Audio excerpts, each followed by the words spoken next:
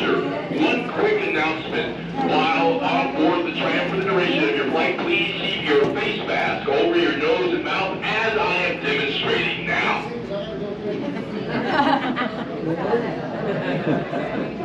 Thank you, sir. And as I look across the crowd, it looks like everyone's in compliance. Thank you so much. Step right up and welcome aboard. Everybody get a ticket scanner. Have a Flight 27 ticket in hand. Welcome. Thank you. Please use all available space on the platform. This will not be like the early days. We'll stand in line.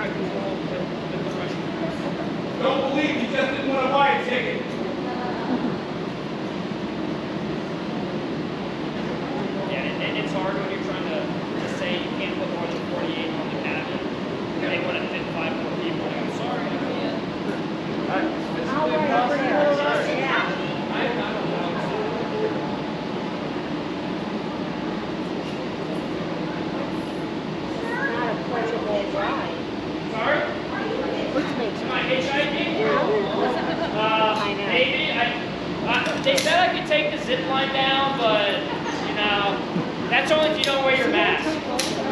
Yes.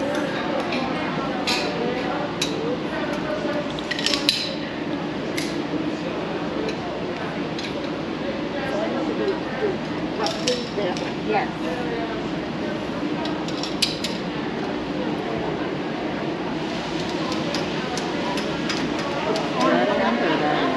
This one? Trying to make a beeline for it. Oh, this is to make us forget. Same rag for the entire car.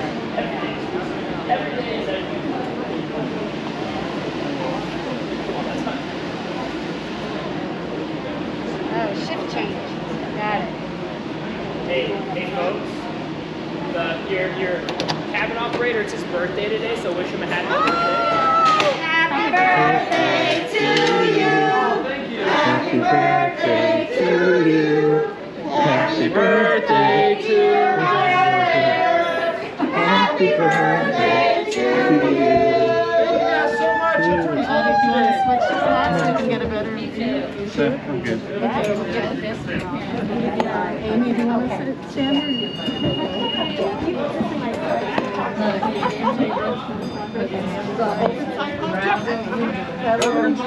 Watch your step on the way in, guys. Slight step down.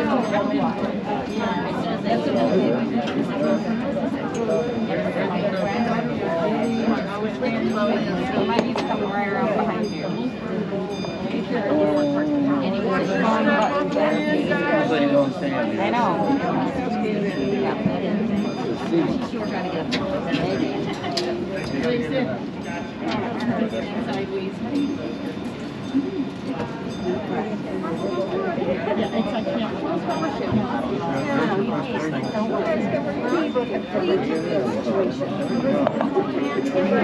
Yeah, they did.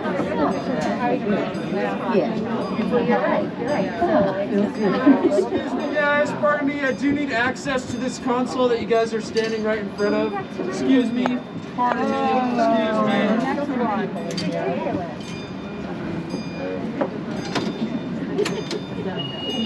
All right, everyone give Chris a big round of applause. This is his first time ever riding the tram. Alrighty, guys. Welcome aboard. My name is Chris. I will be your cabin operator on the way up. If anybody has a medical emergency, you feel like you're about to pass out, throw up, you're bleeding, you're blue, your one true love has scorned you, and you need to talk about it, please let me know, as I do have resources for you. Awesome. Or a shoulder to cry on. Just do two things for me, guys. No eating or drinking while you're on here, and you need to wear your mask above your mouth and nose for the duration of the flight here. Unfortunately, that includes photos as well. You can take as many as you like, but you have to keep your mask on in those photos. With that being said, is it anybody else's first time riding the tram for the first time today? Yeah. All right, so we'll be ascending from 6,559 feet to 10,378 feet. Wow. Just a little bit under 4,000 feet of elevation gain. If you want to be pedantic, it's 3,819. Now from end to end, the tram line runs 2.7 miles long. That makes us the longest tram in America and the second longest tram in the world. What's the longest tram? It's the Untitled Tramway in Armenia. It's 3.5 miles long. Wow. Now up ahead of us is an old path snaking from the south to the north all the way up the hill. That's the service road that they used in the 60s to build Tower 1, which is up ahead of us. Tower 1 is 232 feet tall, and it leans towards Albuquerque at an 18-degree angle. It wasn't leaning that much yesterday, but we're keeping an eye on it. No, I'm kidding. It's to make the transition over the tower a little smoother. As we come up and over this tower, you guys will feel some swing and sway, so if you need to, hold on to something or someone. If you feel yourself falling, make sure you grab the person next to you and take them down with you. United we fall, right? I'm gonna grab for you. Go ahead. Oh, yeah, come on, give us a little something more exciting. On our right-hand side, off in the distance, you will see a large boulder atop a pyramid-shaped hill. Kind of looks like it was placed on top. Yeah. We call it Golf Ball Rock because it looks like it's up on a tee. And to give you some perspective, that's about 2 times the size of the cabin that we're in right now. Now, if you guys quickly pivot over to your left and you look at the very top of the hill that we're just now passing, you'll see another large rock formation that kind of looks like a cannon. That one's about the size of our cabin here, and surprisingly enough, we call it Cannon Rock. Those towers up there are radio towers. That is actually the crest of the mountain up there. That right there is the highest point of the mountain, about 10,680 feet or so. And those towers actually, fun fact, have gotten transmissions from as far away as Pennsylvania, which is cool. Now on our right hand side is a big flat rock that kind of looks like a fish. If you look closely, you can make out an eyes, mouth, and fin on the side. We like to call it 3-story Dory. Believe it or not, it is 3 stories tall, and you can see she has a frown on her face. That's because of all the time that she spends out of the water when they're not making the movies. Now over here on our left-hand side, in this dry creek bed, if you follow it all the way up in front of some evergreens, you'll spot a large pile of rocks on top of one another, a large spire. I actually spent the first 8 hours of my day stacking those rocks for you guys. Hoping I'm getting overtime for that. Fine job you did. No, Mother Nature actually made it for us. I'm lying. It's one solid piece of granite that's been eroded away over millions of years. It's actually about 70 feet tall, and it's a popular destination with rock climbers and hikers alike. It is either called Totem Pole Pinnacle or Castle Rock, depending on who you're talking to. Now we're moving at about 13 miles an hour right now, or about 20 feet per second, which generally makes for about a 15-minute long journey. If anyone's in a rush though, or you have a halfway ticket, please let me know. I'll let you out whenever you want. You got this down cold. Yeah, they were lying when they said it was my first time. Might be my first time riding it this hour. So you're going to take this for granted? Of course I will. Oh, very good, Chuck. No. My birthday was like 3 months ago. We're all a bunch of liars here. Can you even trust any of the facts I'm telling you? No, let's do some research. There was a bad bark beetle infestation in the early 2000s that affected most of the Southwest, so that's what killed all the trees in this area.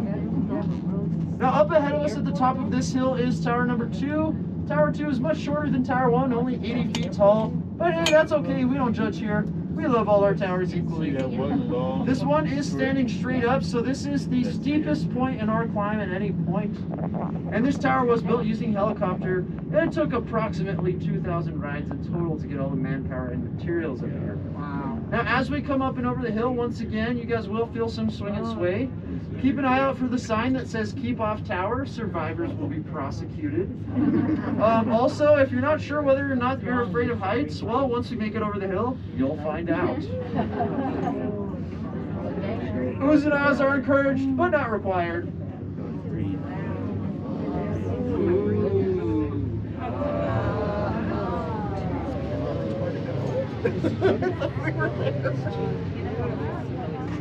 And those guys are riding on I top. have a beautiful view over the back of everybody's head.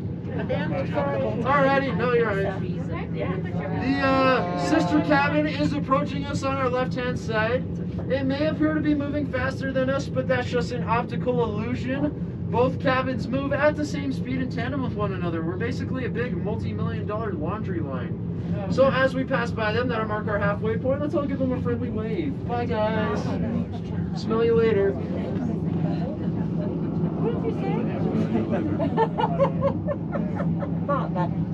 Now, if you guys feel so inclined, I would recommend looking down out of your nearest window right about now. This is our highest point above the ground, a little bit over 900 feet. You could fit the Eiffel Tower below us right now. Is anybody afraid of heights? No. No?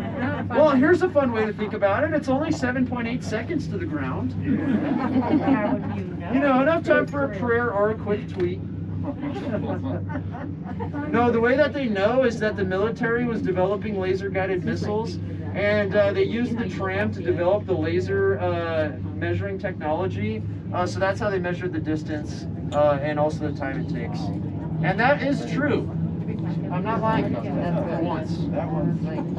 Now over here on our left-hand side is Big Canyon. We call it Big Canyon because it's really big, and Grand Canyon was already taken, unfortunately.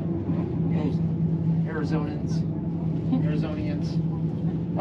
This is where we spot most of our wildlife. So we'll see mule deer, black bears, bobcats, mountain lions, chupacabras, Sasquatches, the usual. I mean, if you see a big hairy guy walking around, it's not actually Sasquatch. That's our manager. We've been looking for him for weeks. Now over here on our left-hand side is a big ridge line dividing the two canyons. If you were to follow that all the way up, that'd take you to Whiskey Peak. Now if you wanted to hike up here with a couple glasses, some ice, and a flask, you could have whiskey on the rocks, And that also marks our entry into our second of 3 canyons. This is Echo Canyon. Especially after this. Yes. Much needed, right? Oh, I love having a captive audience. How many times did you Canyon? Well, it's actually called Domingo Baca Canyon. It's the last canyon we go through. So this canyon, Echo Canyon, you'll notice is the tree line is much denser and greener here than the previous canyon. And that's because there's a naturally fed spring running down the mountain year-round. It is the only water source on this side of the mountain, so the trees here can grow anywhere from 80 to 100 feet tall. Now you guys may notice the temperature dropping pretty drastically as we make our way up. It's generally a 15 to 20 degree difference between the top and the bottom, so it's probably a brisk 50 degrees up there right now. We actually go through 4 different microclimate zones as we make our way up. From top to bottom, it is the equivalent of driving from San Diego to Vancouver, Canada. Except instead of 3,000 miles, we do it in 15 minutes. Now the tram originally was built for the ski area on the backside of the mountain. Both of our 2 co-founders were ski enthusiasts, and one of them was spending some time in the Swiss Alps, and he noticed the tram technology they had there and was inspired to bring it here. So 2 years and $2 million later, they built this whole place. Started construction in '64 and finished in '66.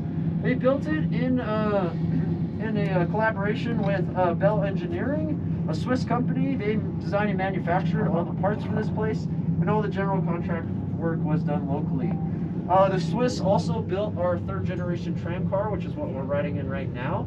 They do 5 things really well in Switzerland: cheese, chocolate, watches, knives, and trams. Hopefully not in that order. I've been there. So this is our 3rd and final canyon, Domingo Vaca Canyon. If you guys look around at the rocks, you'll see there's sort of a reddish pinkish flake to them. That is partially due to a mineral called feldspar. See, the west-facing portion of the Sandias is made of granite, and that granite is about 1.4 billion years old. Please be careful, guys. There is a plate of soup that I'm bringing up to the upper terminal building. I really don't want to clean that up. So, Just looking. So like I said, that granite is about 1.4 billion years old, and it used to be about 30,000 feet below the surface of the earth at one point. See, down there where the river is the Rio Grande Rift. Essentially, the crust of the earth is pulling itself apart like this because there's all this hot magma below it pushing upwards. We're on a tilt block mountain, so this mountain formed like a trapdoor opening up this way, with the west-facing portion being the open end of the trapdoor. Now on the top of the mountain and the back side of the mountain is a layer of limestone that is about 300 million years old, and it used to be the bed of the Pennsylvania Sea. That means you can actually find fossils of sea creatures all the way at the top of the mountain. Now what's cool about the Rio Grande Rift is if it keeps cutting the continent in half, in about 100 million years we might actually have some water in New Mexico. Clear water. Now that mineral feldspar I mentioned earlier helps reflect the golden hour sunlight during the sunset. The mountains here glow a reddish pinkish color, reflecting that golden hour sunlight. When the conquistadors were here, they thought it looked like a big piece of watermelon. So they renamed the mountain range Sandia, which is Spanish for watermelon. Now if you guys look all the way over here, the far left corner of the cabin, at the very top of the mountain, you'll see a little square building protruding from the very top. That is Kiwanis Cabin. It was built by the Civilian Conservation Corps in the 30s as part of the New Deal. They used it for trail building. Well, the cabin itself was built 3 separate times. The first out of wood, and it got struck by lightning and burned down. The second out of wood again, unfortunately, and it got blown off the mountain by monsoon winds. So the 3rd little piggy got smart and made it out of limestone and granite, and it's been there ever since. Now just a couple reminders for everybody in the cabin. The last tram car down is at 10 o'clock. Please make sure at least 15 minutes early to that. We don't want to leave you up here. Although we do have very comfy air mattresses, and I heard Darian's a great snuggler, so it's a tempting offer. Make sure you have access to your tickets when you want to make your way back down, whether that be through a QR code on your phone or the physical tickets. You need your tickets once again. So go down before your phone dies, please. Around 8:30 tonight, 9 o'clock, we're going to start taking up water for the restaurant. See, there's an 800-gallon water tank below our feet. And we send about 3,000 gallons a night to the restaurant. That's the only way we have water up here. So that usually doubles the wait time. After we start setting up water, trams come up and down the mountain every half an hour. Before then, it's every 15 minutes. So if you want to make your way down in a timely fashion, go down before 8 o'clock. You feel some bumps as we come to dock. That's bumpers sliding us into place. You also feel one last final bump as we touch down on those black rubber bumpers at the very end of the dock. It might be a soft bump, medium bump, or hard bump, depending on if the driver's had his coffee or not, or if it's decaf. Now, once we have come to a stop and the green light above my head turns off, we'll be exiting on the doors opposite to me, these south side doors. Looks like my buddy Eric is going to be letting us out. Please be nice to Eric. He's the upper terminal attendant, and he controls your fate coming down. Is it his birthday? No, but he is bringing his fourth child into the world. Oh, very nice. So congratulate him. If you guys need restrooms, we have restrooms in the upper terminal building and the restaurant. When you exit the cabin, you'll be taking your first left, going all the way across the front face of the building onto the red deck on the opposite side. That's where you'll find the ramp and the stairs to the restaurant and observation deck. Thank you guys so much for riding with me. So how'd it go for my first time? We were very pedantic. Please tell us about the plane crash. I don't think people dying is a tourist attraction.